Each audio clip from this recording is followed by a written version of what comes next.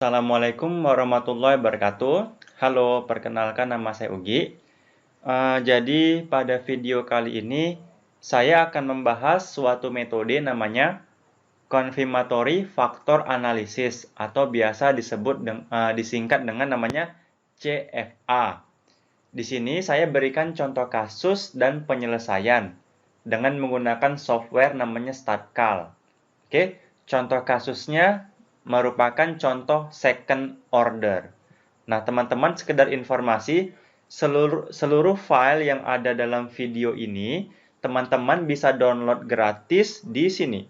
Nah, ini dia. Di website www.statcomat.com, teman-teman bisa download file data tulisan ini di website www.statcomat.com. Teman-teman tinggal klik download tulisan dan data, nanti tinggal di download. Gratis, nggak usah bayar. Oke, dan juga teman-teman, software StatCal sendiri, teman-teman bisa download gratis di www.statcal.org. Teman-teman download pada bagian yang ini, download StatCal, ya, yang ini. Teman-teman bisa download di sini. Dan juga terakhir, ini channel YouTube saya namanya Statcomat, jangan lupa dibantu subscribe. Oke, terima kasih. Oke, jadi teman-teman, sebelumnya saya ingin memberitahu referensi untuk StatCal sendiri, itu referensinya di sini. Nah, jadi StatCal itu untuk metode CFA-nya menggunakan paket namanya Lavan. Ini dia. Teman-teman bisa akses di Journal of Statistical Software. Jadi referensi StatCal itu berpijak pada ini, pada tulisan ini, Lavan. Oke, ini dia. Teman-teman bisa download. Oke, kita langsung saja. Nah, teman-teman, diberikan model seperti ini. Ini namanya model second order. Ini dia. Ini namanya model second order. Nah, teman-teman, tunggu saya agak kecilkan sedikit ya. Nah, seperti inilah dia, model second order. Nah, teman-teman, di sini ada dua variabel laten, ya. Ada namanya pelayanan, ada namanya kepuasan. Kita fokus ke pelayanan dulu. Pelayanan ini merupakan variabel laten. Dia diukur berdasarkan dua tahap. Nah, namanya itu second order. Tahap yang pertama atau first order, itu tahap yang pertama. Ini dia. PEL 11, PEL 12, PEL 13. PEL 21, PEL 22, PEL 23. Jadi ini merupakan tahap pertamanya. Nah, ini namanya first order. Oke. Kemudian second ordernya yang mana? Second ordernya yang ini. Nah, ini merupakan second order. Oke. Jadi ini contoh model second order. Kenapa second order? Pelayanan itu diukur menggunakan berdasarkan dua tahap. Ini tahap yang pertama atau first ordernya. Oke, tahap yang kedua adalah ini yang tahap keduanya, second ordernya. Itulah dia, second order. Nah, sekarang apa sih sebenarnya arti? Jadi di sini gambar satu disajikan model second order. Jadi paham ya, ini second order. Jadi pelayanan dan kepuasan itu merupakan variabel laten yang diukur berdasarkan dua tahap atau second order. Nah, jadi apa sih itu CFA? Ini sekedar pengertian dari CFA. Jadi, salah satu tujuan utama CFA atau SAM adalah menguji tingkat validitas variabel laten atau konstruk dari teori model pengukuran yang diajukan. Pengujian model pengukuran dilakukan dengan teknik statistik CFA. Uji convergent validity merupakan suatu uji untuk menguji apakah variabel-variabel indikator yang digunakan benar-benar signifikan dalam hal mencerminkan variabel konstruknya. Jadi teman-teman, ini namanya variabel indikator ya. Jadi sebenarnya indikator ini PEL 11, PEL 12 sampai dengan CAP 32, indikator yang digunakan ini apakah benar-benar cukup baik untuk mencerminkan variabel latensi, pelayanan, sama kepuasan. Apakah indikator dari PEL 11 sampai PEL 23 itu mencerminkan cukup baik nggak untuk variabel laten pelayanan? Apakah indikator CAP 11 sampai CAP 32 itu cukup baik nggak dalam hal mencerminkan variabel laten kepuasannya. Seperti itu dia. Nah, jadi CFA inilah yang akan menjawab apakah indikator yang digunakan ini cukup baik atau tidak untuk mencerminkan variabel latennya. Nah, jadi ada beberapa kriteria penilaian dalam CFA. Yang pertama ada namanya ukuran Standardized Loading Factor atau disingkat dengan SLF. Yang kedua ada namanya Construct Reliability atau CR. Yang ketiga ada namanya Average Variance Extracted AV. Ada 3 ukuran. Oke. Nah, ada lagi ukuran yang lain namanya validitas diskriminan atau discriminant validity. Oke. Jadi karena ini modelnya second order, maka kita harus menguji pertama first ordernya dulu, yang kedua baru second ordernya. Oke, kita mulai praktek menggunakan StatCal biar paham. Jadi teman-teman, datanya seperti ini sudah disediakan. Ini datanya. Nah, ini datanya. Ini data untuk PEL 11, PEL 12, PEL 13. Itu untuk yang ini. Nah, yang ini ya. PEL 21, PEL 22, PEL 23. Untuk yang ini. Sampai KEP 31, KEP 32. Itu yang ini. Gitu ya. Nah, sekarang kita mau menguji yang first ordernya dulu. Oke, kita sekarang jalankan dulu StatCal-nya. Kita jalankan StatCal-nya. Oke, sudah jalan. Kita akan menggunakan menu di StatCal namanya ini dia. CBSEM. Jadi menu CBSEM ini ya juga bisa digunakan untuk menu CFA. Oke, kita pilih ini. Tunggu dulu sampai muncul. Oke, sekarang tinggal kita pindahkan datanya. Kita copy, dimulai dari judul ini kita copy. Oke. Sekarang kita hapus dulu, kita paste. Nah, ini dia. Sekarang kode ini kita hapus, baru kita mulai tulis. Pertama PEL 1 gitu kan. Ini di sini tanda ini. Nah, PEL 11 tambah PEL 12 tambah PEL 13 gitu ya.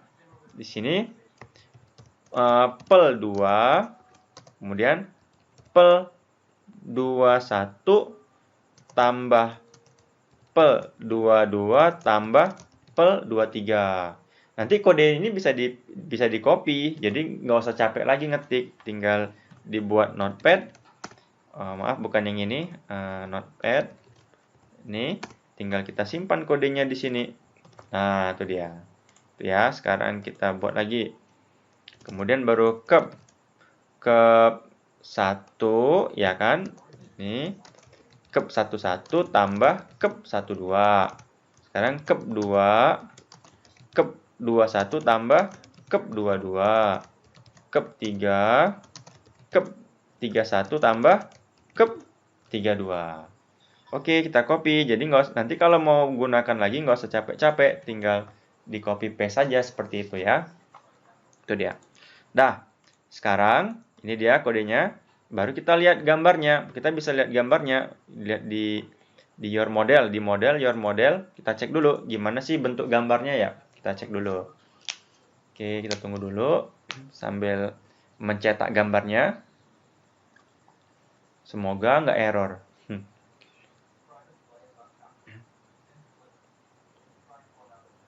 Nah, kan sudah muncul kan?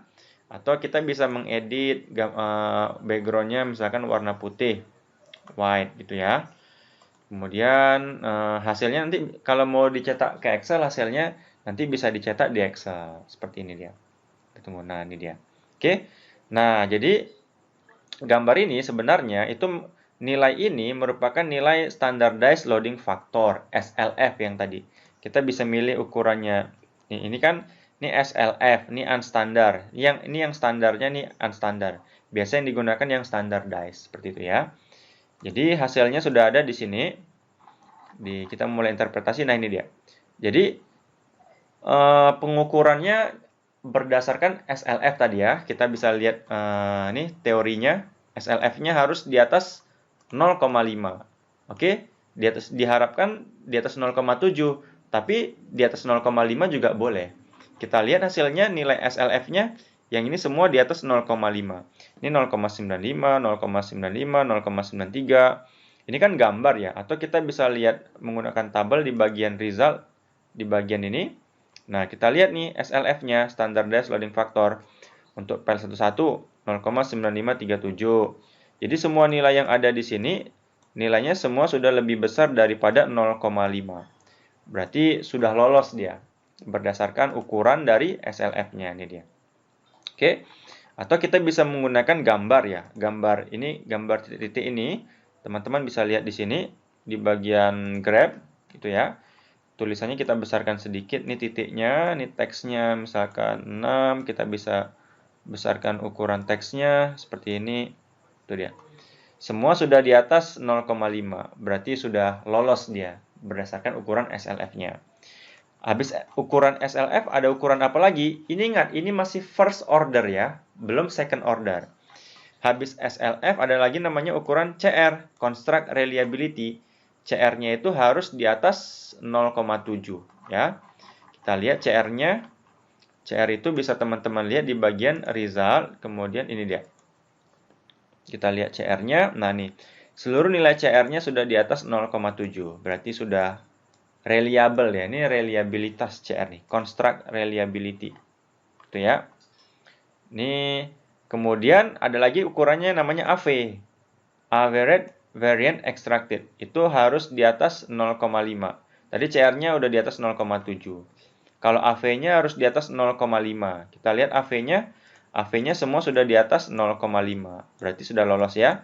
Ini masih untuk first order-nya.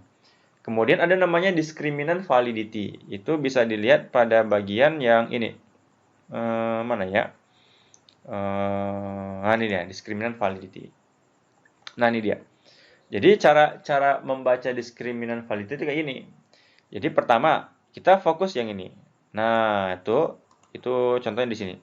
Jadi cara bacanya, jadi ini cara bacanya akar kuadrat ya, akar kuadrat AV PL1, ini sudah ada kalimatnya. Nilai akar kuadrat AV dari PL1 0,9437. Itu yang ini. Yang ini. Itu yang ini harus lebih besar daripada yang ini, daripada yang ini, daripada yang ini, daripada yang ini, gitu ya. Jadi nilai yang ini harus paling besar dibandingkan yang mana? Yang sebarisnya ini, ini, ini. Kalimatnya seperti ini dia. Nilai akar kuadrat AV dari PL1 0,9437. Itu yang ini. Kemudian lebih besar dibandingkan nilai korelasi antara PL1 dan PL2 0,8726. Itu yang mana?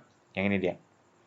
Kemudian lebih besar nilai korelasi antara PL1 dan CAP1 0,7428. Itu yang mana? Yang ini. Sampai yang ini dia. Nah, itu dia. Gitu ya. Oke. Maju lagi yang kedua. Nah, yang ini sekarang nih yang ini. Nilai akar kuadrat AV dari PL2, yang ini, bukan yang ini, tapi yang ini. Harus lebih besar daripada yang ini, harus lebih besar daripada yang ini, sama yang ini. Intinya, yang ini harus paling besar di antara yang mana? Di sebarisnya yang ini. Nah, gimana cara bacanya? Ini. Nilai akar kuadrat AV dari PL2 0,9336. Gitu ya. Ini. Itu kan? Kemudian dia bilang lebih besar dibandingkan nilai korelasi antara PL2 dan PL1 0,8726, itu yang ini. Kemudian lebih besar nilai korelasi antara PL2 dan CAP1 0,7514, yang mana? Yang ini. Dan sebarisnya ini. Dan seterusnya untuk CAP1 tuh ambilnya yang ini. Yang ini. Nah, ini paling besar daripada yang ini sama yang ini. Untuk CAP2 yang mana? Yang ini. Harus lebih besar, paling besar daripada yang ini, daripada yang sebarisnya yang ini. Nah, ini dia. Berarti untuk pengujian first order-nya sudah lolos semua. Sudah bagus dia indikator-indikatornya. Berdasarkan ukuran SLF, AV, CR, sama discriminant validity-nya. Sekarang baru masuk ke tahap second order. Gimana cara pengujian second order? Teman-teman harus dicetak dulu skor latennya. Teman-teman menuju ke bagian ini. mana ya? Latent score. Nah, ini dia. Latent variable score. Nah, sekarang kita cetak. Kita cetak dulu. Nah, kita tunggu dulu. Nah, muncullah dia skor latennya. PEL1. Jadi, teman-teman, kan di sini kan nggak ada PEL, di sini kan yang ada PEL11, PEL12, PEL13. PEL1-nya nggak ada, ya kan? PEL21, PEL22, PEL23. PEL2-nya nggak ada. Makanya dicetak dulu skor latennya. Mana dia? Itu yang ini. Nah, sudah ada sekarang PEL1, PEL2, CUP1, CUP2, CUP3. Nah, inilah sekarang pengujian second order, tahap yang kedua. Tinggal kita copy skor latennya yang ini. Kita copy. Sekarang kita pindahkan ke start call-nya dulu. Ke start call-nya ini kita hapus. Nah, sekarang udah ada PEL1. Kita buat sekarang PEL ini PEL1 tambah PEL2. Sekarang CUP. Tuh, CUP1 tambah CUP2 tambah CUP3. Nah, sekarang udah second order. Second order itu tahapnya sekarang ini. Yang sebelumnya kan tahapnya yang anak-anak yang ini, ya kan? Nah, untuk second order sekarang tahapnya yang ini. Nah, yang ini sekarang kita masuk nih, yang second order. Oke, udah seperti ini. Sekarang kita lihat lagi modelnya. Kita bisa lihat gambarnya. Gambarnya seperti ini. Nah, inilah gambarnya. Nilai standardized loading faktornya SLF-nya sudah di atas 0,5, sudah lolos. Atau kita bisa lihat dari tabelnya ini. Ini nilai standardized loading faktornya sudah lolos, semua sudah di atas 0,5. Itu ya. Itu ada di bagian sini. Mana ya? Nah, ini dia. Semua sudah di atas 0,5. Atau kalau mau lihat dari gambarnya juga bisa. Kita lihat bagian grab. Sudah di atas 0,5 tuh ya. Kemudian lihat lagi bagian AV-nya. Maaf di sini bagian result. Nilai AV-nya harus di atas 0,5, sudah lolos di atas 0,5. Nilai CR-nya juga di atas 0,7, udah lolos ya. Kemudian satu lagi diskriminan validitasnya. Oke, nilai akar kuadrat AV dari PEL 0,9342. Sudah lebih besar daripada nilai korelasi antara PEL dan CAP 0,883. Lolos. Nilai akar kuadrat AV dari CUP adalah 0,9445. Sudah lebih besar daripada nilai korelasi antara CUP dan PEL 0,883. Jadi berdasarkan validitas diskriminannya juga sudah lolos. Ini dia. Terakhir, baru kita ada namanya pengujian model secara keseluruhan. Oke, pengujian model secara keseluruhan. Jadi, apakah data-datanya sudah mampu kira-kira cukup baik atau belum? Ini kalimatnya dari hasil pengujian convergent validity dan discriminant validity memberikan hasil yang baik. Selanjutnya akan dilakukan pengujian model secara keseluruhan. Tabel 1 disajikan beberapa ukuran yang dapat digunakan untuk melakukan pengujian model secara keseluruhan. Maksudnya secara keseluruhan itu, jadi model secara keseluruhan memiliki kemampuan yang baik dalam hal mencocokkan data sampel. Jadi, apakah model yang ini sudah baik atau belum dalam hal mencocokkan datanya? Itu maksudnya, goodness of it, gitu ya. Jadi, ada beberapa kriteria ukurannya, ada namanya RMCA, NFI, CFI, ACFI. Jadi kalau RMCA itu dikatakan lolos itu kalau lebih kecil daripada 0,1. Kita lihat RMCA-nya, kita lihat goodness of it-nya. Untuk RMCA-nya kita kan peroleh RMCA-nya di sini 0 ya. Sebenarnya kalau kita desimalnya, kita cek. Ini kan RMCA-nya udah 0,00000 RMCA-nya. Artinya sudah lebih kecil daripada 0,1. Berarti sudah cocok. Good ya, good. NFI-nya harus di atas 0,9. Berapa NFI kita?